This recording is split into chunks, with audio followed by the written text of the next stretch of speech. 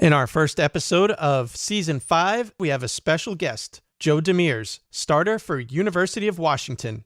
Earlier this year, Joe threw a perfect game, only the 27th in Division I history.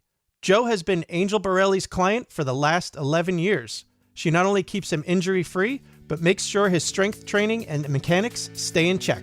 This episode, you're going to learn how they work together to do that, and also how to pitch a perfect game. Let's go.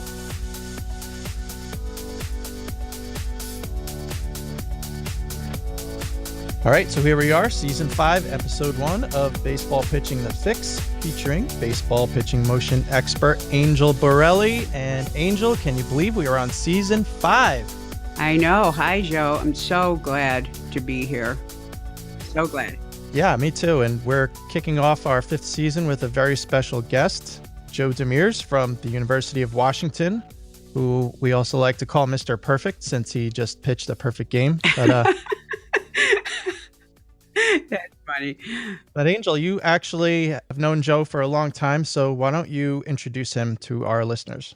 Okay, great. Well, the reason why I wanted to do this show is, Joe, to commemorate that wonderful day when you threw a perfect game a few weeks ago. And it's been such an honor to work with you over the past 11 years. And I think the coolest thing about for me working with you has been sort of a gift to me in the sense that it provides me with a message to all pitchers and all coaches that I think is so important to actually believe. When I started my work with pitchers a long time ago, the reason why I started to work with mechanics instead of doing the mental side of the sport, which is what I was actually studying, sports psychology, is that when I was a strength coach for pitchers and I started noticing the kinds of things that you guys have to go through on the mound, I said to myself, if I work with their body and if I work with their motion and if I help them understand their motion and I help them be in the driver's seat with their motion, that they have something to bite their teeth into, they can practice it off the mound so that when they get on the mound, they actually can be available for what the real game calls for, which is you're not thinking about the motion, but you're just getting the job done of getting your hitters out. And over the last 11 years, that's exactly what I've watched you do. And when you threw the perfect game, I said to myself, never a doubt. And you, for 11 years, have embodied that whole philosophy that I've had, which is you've worked hard to control the things you can control, so that when you got on the mound with the game being completely out of your hands in terms of what you can control, that you would be available for it. And the take-home message that I want for all the pitchers that are listening today is to really realize that there are so many things that you can control when you're a pitcher. What you do off the mound is critical. And if you do it and you commit to it fully, when you get on the mound, you can actually handle everything that comes your way. So for me, this show today is a perfect kind of reward for thinking that way and then also seeing it come to life with the work you've done. And Joe, it's so funny because when I think back 11 years ago, I get a call from Rick Ryder, who is the owner of the La Miranda Baseball Club. And he calls me and he says, I have a 10-year-old pitcher who is so good. He's got the stuff, but he's going to hurt himself if he keeps throwing this way. So I went out to the park to watch you pitch. And I don't know if you remember that first day. And I looked and I saw this strong, big kid on the mound. I felt so sorry for the hitters he was facing. It was only a practice. And I remember saying, oh boy. And here we are today, 11 years later. So it's so great to have you here, Joe. Yeah, thank you guys for having me. I couldn't have explained that any better. So anyway. Yeah, well, there you go. So for those who don't know, Joe pitched a perfect game, only the 27th perfect game in Division I history earlier this year. Only 84 pitches. Amazing. What an efficient game. 9 strikeouts, 12 groundouts, 6 flyouts. The first in school history, the 5th in Pac-12 history. the first no-hitter by a Husky since Tim Lincecum pitched a combined no-hitter with Nick Hagedorn. Both of them played a little bit of Major League Baseball. Kind of good company right there, Joe. Congratulations on that. Yeah, thank you very much. Oh, yeah, absolutely. But really what I want to talk to and what I'd like to hear from you is not what happened in the game, but a lot of the things that went into putting you into that position of being able to, first of all, be one of the top pitchers for Washington, if not the ace pitcher for Washington this year, but also in a position where you threw a perfect game. So first thing I want to ask you is, from what Angel's told me, you've never, ever hurt your arm. No major injuries whatsoever to your arm. How does that happen? I mean, at this day and age where we see so many kids and adults of all ages just blowing out their arms one way or another, how can you explain never having an arm injury? Yeah, it's not just training hard, but training smart. We do a certain pitch count and recovery program. We lift properly before and after pitching, and the band routines that we do before and after pitching, those all contribute to me staying healthy. And it's been just a great program that I've been on for many years now, and obviously it works. So yeah, just all that combined has been my main key to staying healthy. Joe, since you mentioned training, I wanted to throw in, because I get questions from listeners, and one of the questions that I get all the time is, fathers always asking this, at what age should my son start lifting weights? And as you know, an experimental program that I started, and it never stopped, was bringing you and your other bros into the gym when you were 11 years old and saying, hey, you know what, let's work out twice a week. The demand on your body's there. You guys are great players. And we started with you when you were 11 years old. Would you say that if your father was asking you that question, would you say, hey, if he's on the mound, it's early enough to train as long as he's doing it right? Or what would your opinion of that be? And how much of a role do you think starting early made, so that when you got to be 16, 17, where a lot of kids are just picking up their first weight, you had already been training for years? Yeah, I think if you're old enough to play competitive sports, you're definitely old enough to get in the gym and start lifting, as long as you have someone there to show you how to do it properly and not blowing it up with too much weight. I think we started with like 5-pound dumbbells on almost every exercise. I know it didn't last long, but we did. Yeah, no, and then I was eager to get up in weight from there on out, and I'm still trying to go up in weight every time I go in the gym. So I think it was very beneficial to me. It not only taught me strength, but coordination as well, and proper lifting techniques. So obviously I had you to help me with all that, but it definitely made me a better player at that young age, and to be able to carry that on throughout high school and now college. So, Joe, do you continue to lift weights? You do it in season as well as off season? Yeah, yep. I lift 3 times a week, both in season and off season. Off season is a completely different workout than in season workouts, but it's the same amount of intensity and purpose. Okay. So Angel had mentioned that she first saw you as a 10-year-old who looked like he might hurt his arm. Do you remember how you reacted when Angel came to start working with you, and like maybe any memory of what was going through your head when someone was trying to tell you to fix what certainly you might not have thought was broken, since you were still pitching pretty well? Yeah, I mean, we took it one adjustment at a time. I probably had 100 things wrong with my mechanics, but she just took one step at a time, and each step I saw improvement, and so I knew I wanted to keep working and keep getting better with Angel, and yeah, so I saw myself improve immediately almost, and I still do. She'll fix one little thing in my mechanic, and I'll immediately feel it. So I've been very lucky to have Angel to work with. See, now that's interesting, because there are so many pitchers who are afraid to make even like a minor adjustment for one reason or another. Why do you feel like you have a different perspective when it comes to getting adjustments or being told you need to fix one thing or another when there's so many pitchers who just they're afraid to change anything at all? Yeah, well, we've made adjustments that I didn't like, and I've not done them, but I've tried everything that she suggests, and almost all the time it's the correct way, and not only just staying healthy, but providing more on the fastball or getting over the front foot for the breaking ball and just stuff like that. So I think being able to make adjustments is one of the keys to moving up in pitching through every level.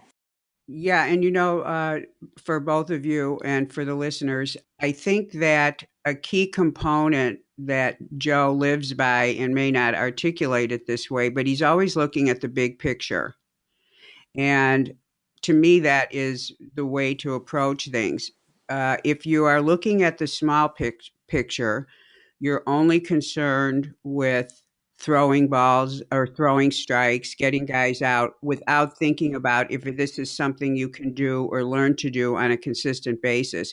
Repeating a good performance is what pitching should be about. It's, anybody can go in and be lucky and throw one good game, but coaches even know how to recognize if a pitcher has the style of delivery that is repeatable. And being repeatable is not only important for consistency, but also for the pitcher to be able to progress and improve. If he's repeating something that is central to his delivery, he's getting better at it each time. So one of the things that I know about you, Joe, is that when we discuss adjustments, and, Joe and I have always worked with Joe, this is what I want you to do now. And by the way, this thing you don't want to do, let's put it on the sidebar. And if you want to do it later, come to me. I'm not nuts about you're doing it, but you're still getting the job done. And that's the way we've always worked. And that really is the way that when someone's working with good adjustments for a pitcher, it's the way they should work. You're negotiating with the pitcher, and the pitcher should immediately feel, oh, this is going to be good. Even if he can't do it right away, a pitcher usually knows after 2 or 3 tries, he'll shake his head yes, and he'll smile, and he'll know he likes it. And I think the great fear that pitchers have is they feel like somebody's trying to change them from being who they are. And to me, the most important thing that coaches have to keep in mind is you have to see who is that pitcher, what is his central theme of his delivery, how does he move, who is he, and then you make the adjustments around that, making sure you're retaining that individuality that pitcher has. And if you've taught him right over time, when you suggest something to him and he tries it, if he says, I don't want to do this, you have to respect his opinion, because after all, you've helped educate him to be able to make that opinion. And you have to remember that the pitcher is the one that gets to call it. If you're doing your job well, he doesn't say no very often. 99% of the time, he's going to say yes. So I think that's such an important take-home message. And Joe, that's one thing about you. You're always open, because for you, improving is the name of the game. Yep. And I know I have to improve in order to move up and up each level of this game. Have you made any adjustments this year leading up to the perfect game? Did you have to make any mechanical adjustments one way or another? Well, my glove arm has always been my biggest thing. I always let it fall down a little bit instead of pulling it in like a row. So that's been the main thing I've been working on. Other than that, no, like Angel said before, I try and work on my mechanics in practice throughout the week, so when I get into the game, I don't have to worry about anything. Right. So once, let's say you had to make a small adjustment with your glove arm and you're in the game, are you thinking about it once you're in the game, or at that point it's out of your head? No, I do it so many times throughout the week that when I get into the game, I don't even worry about it. I can just focus on one pitch at a time, one hitter at a time, and not worry about my mechanics. And that was a key part to the perfect game, especially when things are going so well like that. You don't want to be thinking about your mechanics at all. You just want to keep doing what you're doing. Right. Now, do you ever self-adjust or fix yourself in the middle of a game? Like are you able to realize when something's off, or are there any clues that tell you something is off, and then can you fix it on the mound? Oh, yeah. Almost every game I catch myself doing something, one thing or another. And that's another thing about being an elite pitcher is being able to make in-game adjustments like that, and that's been huge for me. And Angel's taught me how to catch those all the time. Yeah, Joe, this is another thing that I think is so important for pitchers to think about, to start with thinking about this, especially if you haven't had a lot of work with your mechanics. Working with mechanics and learning how to take instruction. Let's say you've got a coach that you trust, but let's say you haven't been around very often in terms of working on your delivery. And so a little part of you is hesitant, but moreover, you're not experienced at taking and implementing instruction. If you give yourself a grace period to where you allow yourself to make mistakes and learn, and allow yourself to work with something long enough to where you actually see it work, you will then go to the next level with being able to take instruction. One of the big differences that I see between pitchers that end up, let's say, in the position Joe is in, and a pitcher who has maybe a great arm, but he doesn't have that mindset, he doesn't have the head for pitching, is the inability to trust instruction, take instruction, let it sink in. And it's because of some message that's going on in their head that's actually blocking them.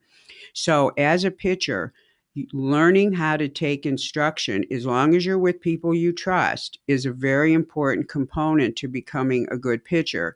And then you get to where Joe is at, which is, when I work with pitchers, I individualize for them all their things. For example, Joe knows his glove arm is a thing. He knows that when he puts it out in a certain way and it's at a correct height, it helps him rotate and square up to the target more efficiently. The second he's not doing that, let's say he's in a bullpen with me and I say, your arm's low. He goes, oh, okay. And then he fixes it. He goes, oh, wow. In that moment, he can tell by contrast that it has helped. Now, why is he at that place? Because we've worked on it 100 times. Does it get out of whack? Yes. As I always say to him, Lamborghinis need tune-ups every other day. Volkswagen may be able to drive around without seeing a mechanic for a long time. The better you are, the more you will get out of whack. But it doesn't take a big deal to put yourself back into shape. So for pitchers, learning to take instruction, exposing yourself to the instruction, giving yourself that grace period to make mistakes, to see the benefit of it, will get you to the place where when you have your own little toolbox of things you do, when you're on the mound, if you need an adjustment, you should be able to make it. If you're walking, if you've just walked 3 guys and your ball is missing with a certain pattern, it's really great for you to be able to walk off the mound, kick some dirt around, take a millisecond and say, uh-oh, I must be doing this thing again. And then go back on the mound, forget about it, but do it. And that's the kind of adjustment that Joe's talking about. And at an elite level, you have to be able to do that because you might get out of whack on the mound. But you should be able to acknowledge it, and then you forget it, and you trust that your body heard what you just told it to do, and then you trust that it heard it, and then you go ahead and your next pitch is all about the pitch. And that's the difference in taking somebody who is having instruction and open to coaching. And again, I'm going to say that the characteristic that Joe brought to the table at an early age was that he wanted to be better and he was open to instruction. But I am sure, just like he said, we took one adjustment, he saw that it helped, and then he said, I'm in. You have to, as a coach, prove yourself to your pitcher, and you have to do things that are actually going to help him be better. Not you sound like a good coach, but say something that helps him be a better pitcher. And I think that's an important thing for coaches to keep in mind. Yeah, that's great stuff, Angel. I want to move forward to the perfect game. When you were in the bullpen before the game doing your warm-ups, did you feel anything special or different about that day or about how you were feeling or anything like that going through your head? No, nothing crazy. I felt really good in the pregame bullpen and just tried to carry it out to the mound. I actually stopped my bullpen a little short because I felt so good. I wanted to save some to the game, Right, of course. And at what point did you feel like you were doing something special? At what inning or what point were you like, whoa, I got a perfect game going? Well, at this level, it's hard to go through the lineup perfect, let alone 3 times. So once I got through that first time perfect, I was like, all right, let's try and do it one more time. And sure enough, I went through the 9 batters again through the 6th, and I just said to myself, I got one more time through the lineup, and I have it. And so sure enough, 9 batters later, he flew out to right, and I had myself a perfect game. It was pretty special. Yeah, absolutely. Now, once you got through the lineup the second time, Yeah. did you feel like any like different pressure or put anything on your mind like, wow, I got a real shot to make this happen? Or like, did you like anything different happen in your mind, or like you put a little extra in or anything like that? No, I just try to tell myself to keep doing what I'm doing because it's working. So I tried not to do anything different, and just keep throwing strikes like I was, keep my mechanics just how they were, and just keep doing what I was doing. So basically one pitch at a time. Yeah, absolutely. All right. So now after you've pitched the perfect game, what do you do for an encore? Like what was your mindset then going into the next start? Was, now that I've pitched the perfect game, what can I do next? Was there anything different about how you approached the next outing? Yeah, I was trying to do it again. Yeah, we were actually in Minnesota, and I went through their lineup one time perfect. So that was 12 perfect innings in a row, until their leadoff guy got a hit in his second at bat. And then you were like, damn it. Yeah, and then I was like, there it goes. But no, it was pretty special, and I mean, every time I go out there, I'm trying to throw a perfect game. Oh, okay. So, but once you get that let up, we're like, all right, the perfect game's over. Is there a reset, or is it just you just keep doing what you did the pitch before? Yeah, now I just say to myself, it's time to compete and get the win. After a hit's been given up, it's time to just win a ball game. Right. I have a little something I want to throw in here. So, Joe, here comes my curveball that I promised you. So, to the listeners, as I mentioned Coach Rick Ryder, who is the owner and founder of La Miranda Baseball Club. It's one of the best travel baseball teams in the country. He's got 6 teams ranging from 10 to 18U. So Joe played for him as a young boy. So, of course, I had to interview him about Joe for this interview. So it turns out Mr. Perfect wasn't actually perfect in one way when he was 10. So here's what Rick said. I have a bunch of notes, and all of these things were fantastic. But I want to tell you what I said. Come on, Rick. I said, there must be something about Joe that wasn't perfect from the start, in addition to some of the mechanical stuff. And here's what he said.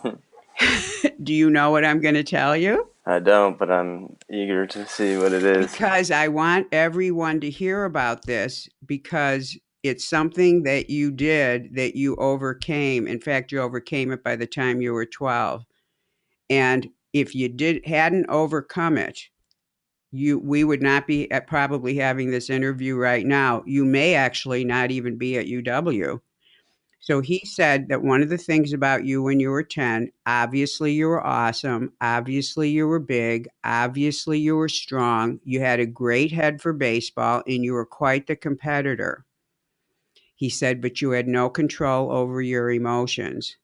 He said, not so much, like flagrantly running around being emotional, but that you were such a tough competitor that your competitiveness was so above everyone's on the team that you weren't the most patient or the most accepting of any errors that would go on during a game, so that you would actually be affected. And he said he could visually see your rhythm being thrown off.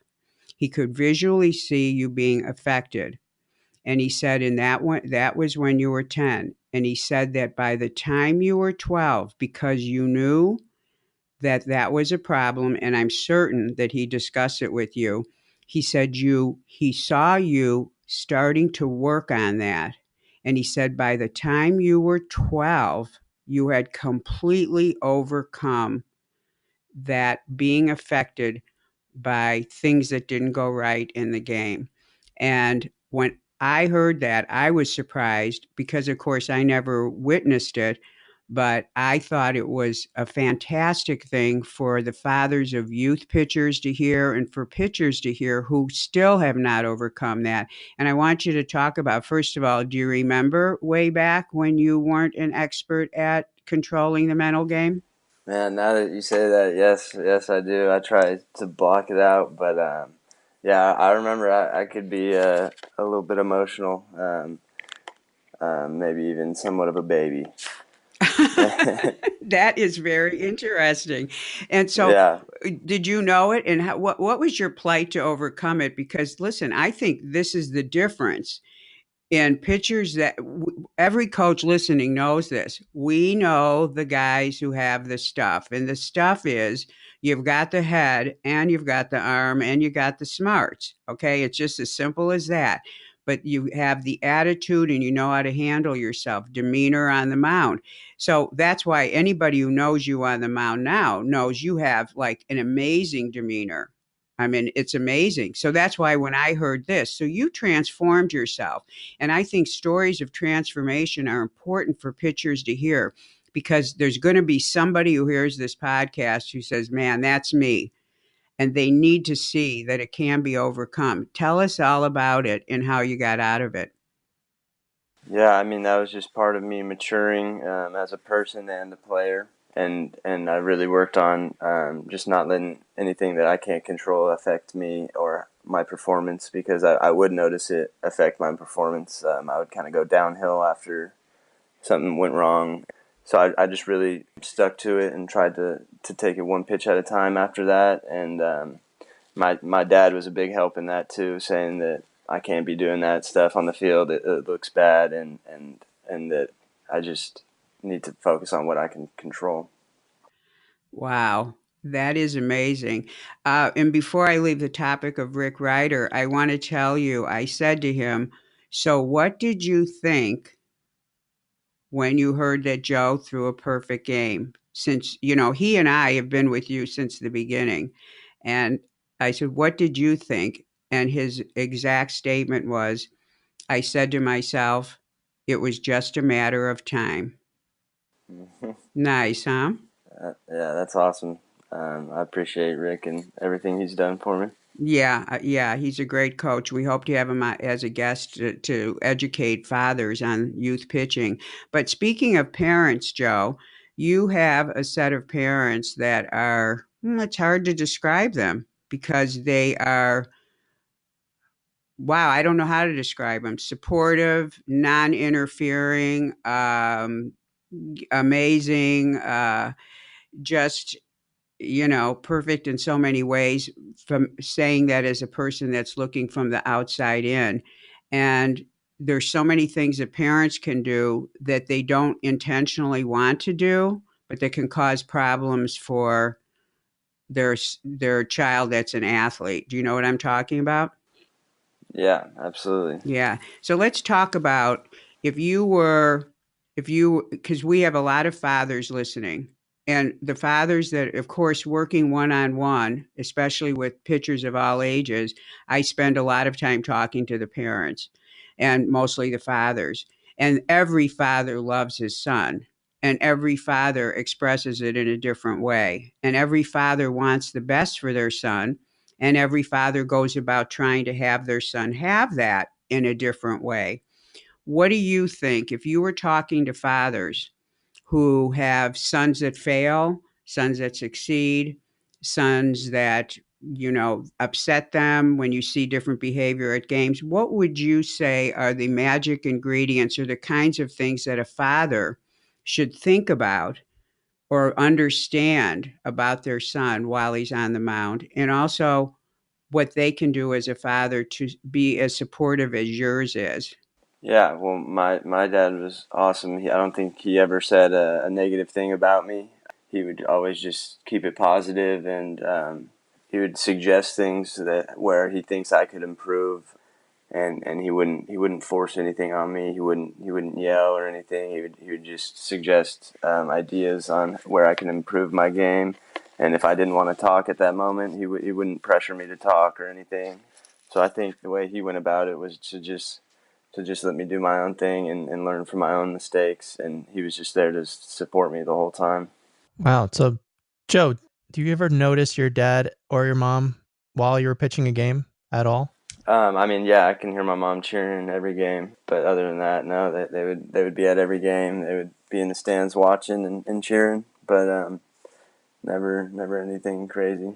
Right. The only reason I bring it up because I'm sure you've seen the same thing. I've seen dads who like will stand behind the backstop and be barking out orders to their son, Yeah. or from the sidelines and all that. And I never thought it was a good idea, but but I've also seen the other side. Parents, it sounds like yours, are just kind of like stay back and let you play the game, let you do your thing, and let you be focused on what you're doing. Yeah, I mean, everyone's different, but my parents were really great about giving me my space and let me learn on my own. That's cool. While we're talking about this, I do want to go a little further back in your history. This perfect game wasn't the first time you were successful at baseball. Obviously, you had a fantastic career in high school. Gatorade California Player of the Year, Pitcher of the Year, according to Perfect Game, X-Preps National Player of the Year, USA Today All-American, Louisville Slugger All-American. I mean, it goes on and on and on. You had a lot of attention thrown on you at a pretty young age. When did you start being approached by college and pro scouts? How old were you? Well, let's see. I went on my first visit when I was in eighth grade, and actually got offered a full ride when I was in eighth grade. Wow. Yeah. So yeah, it started really young. Now, having that thrown upon you at that age, did it affect your perspective? Did it change your head at all? Did you get a little too big headed or anything, or did it get you more motivated? Tell me like how it made you feel, because not every 13 or 14-year-old is being offered full rides at that age. Yeah, it actually motivated me a lot. I saw I could get one full ride. I wanted to get a full ride from every school. Wow. I wanted to keep getting better and be put on the map nationally, not just in California. Wow. That's pretty impressive. How do you feel like you've been able to stay level-headed and grounded, even with all that attention from a young age? Definitely my family and friends. I have three good buddies that all play at Pac-12 schools, so we all just compete and try and get each other better and better at everything we do, whether it's in the gym or on the field. And then my family has just been supportive of me ever since I was little, and they've kept me level-headed and have taught me how to be humble and respectful. So I thank those guys for everything they've done for me. Is there anyone in particular who will let you know if you get a little too big for your britches? Oh yeah, my mom will. My mom's the one that keeps me level-headed. Absolutely. That's great. That's cool. Well, I have not so much a question, but I want to just because again, this is a moment for people and pitchers to hear some of the ingredients that it takes to be at your best in each moment. And even though I've worked with you, Joe, for so long, it wasn't until actually the last few years. I mean, I've always known what you were made of, but in the last few years, things have come up that were difficult. You didn't have the best freshman year. I'm not used to having you ever even lose or be pulled out of a game in a third inning or anything that was of that nature. Um, it just unusual circumstances that were new. And of course, as one of your coaches, I stand back and I'm just there for you. And watching the way you have handled things in the past few years. I mean, I respect all the pitchers I work with. I think pitchers are an incredible being. I think that to be a pitcher, it takes a lot. And I've watched you work hard But watching the way that you have handled some of the things that have been thrown your way in the last few years has been an amazing experience. And I want to just run you through a few vignettes so that the listeners can hear some of the qualities that it takes to get to where you're at now. So, one of the pictures in my mind I will never forget of you, and this goes back to when things still were always 100% successful for you. So, we would be working out in the gym twice a week, and Joe would not miss a workout. He would come in after a game, he would come in the night before a game, but whenever Joe was done, he would put the towel around his neck instead of having it in his hand, and he'd walk up to me and he'd look at me and he'd say, "So, is that it?" And I'll never forget one night, he walks up to me and he's got the towel around his neck, so I know he thinks he's done. And he says, "So that's it, kind of, right?" It's kind of a statement and a question. And I said, "Well, I have one more thing I was going to give you, but that's okay. You can go." And he would say, "Well, that one thing, would it help me be better?" And I'd say, "Yes." And he'd say, "Okay, what is it?"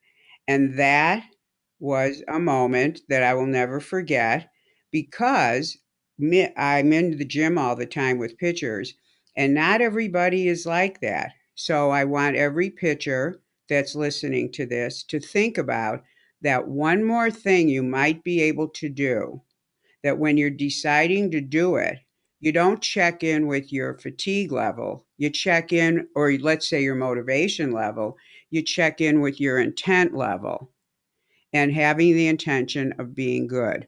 The second experience I remember that's funny is when, Joe, you were in a tournament. It was like a 4-day tournament. It was something where you wanted to pitch a second time. And I said, "Joe, if you go more than 59 pitches in this game, you're not going to be able to pitch on such and such a day." And you said, "Well, then I'll get this done in 59 pitches." And you got it done in whatever that pitch count was. Do you remember that? I do remember that. I think it was 59 exactly. Yeah, Wow. exactly. again, again, somebody who has the ability to call on their higher self to get the job done. And then I remember seeing you for the first time after your not so successful freshman year. I hadn't talked to you. Our eyes hadn't met in months and months. And you walked in. I remember meeting you for the first appointment during the summer, and we were going to get organized for some off-season stuff. And you walked into the gym, and I just looked up at you and caught your eyes, and you said, "So what do we have to do?" Yep, I remember that. And that was it. Again, the intent of not belaboring what you can't control, like the pitch you just threw, but thinking about the pitch you're going to throw right now. Again, Joe, you embody a philosophy that I live by, which is grow where you are planted. Doesn't matter what you're given, whether it's a success or whether it's a failure or whether it's something tough. If you take that moment and just say, "How can I get the most out of this?" no matter what it is, then you're always doing your best, even if you give up a grand slam, even if you get pulled, even if you throw a ball, even if you walk someone, no matter what. If you always grow where you are planted, handle what you are handed, then you will always be on the road to progress. And that's one of the things about you that I've learned and seen, over the past few years, and it's to be commended. And I hope every pitcher out there gets a chance to look at himself, review himself, and see where his strengths are, make them stronger, take the weaknesses, make them stronger, and then be on the same journey, because the journey is really just about being your best. And that's been what I've witnessed in you. And it's great to have the opportunity to be able to tell you that.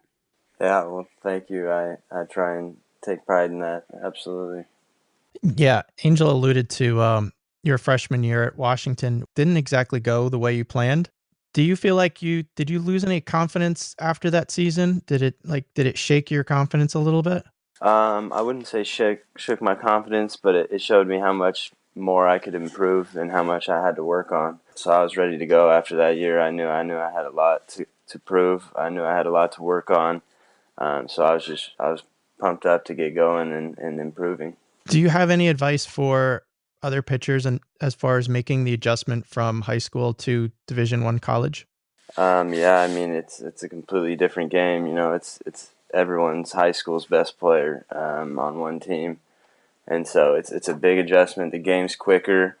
I would just say try and slow the game down and take it one pitch at a time and keep working. And even if that first year isn't what you want, the next year is going to be just as hard. So you got to keep working and keep getting better every way you can. What's next for Joe DeMears? Hopefully I'll be pitching in the MLB in a few years, but right now I just got to keep going throughout this season, and the draft is coming up in June. So that's my next steps. All right. Well, good luck with that. Yeah, thank you. Joe, thanks so much for coming on. Yeah, thank you guys. Thank you. Thanks so much for listening to this episode of The Fix. Please pass along to another pitcher, coach, or parent. Please subscribe to the podcast. If you have no idea what a podcast is, go to the App Store on your smartphone and search for Baseball Pitching The Fix, and you can download our app. If you want to learn more about Angel, you can go to her website. It's gymscience.com. You can also email her, angel@gymscience. For more about me, Joe Janish, you can visit fixingpitchers.com, and you can also hit me up on Twitter @fixingpitchers. Both Angel and I hope that you learned something this episode. If you have any questions, please reach out to us. And in the meantime, we wish you safe and effective performance on the pitching mound.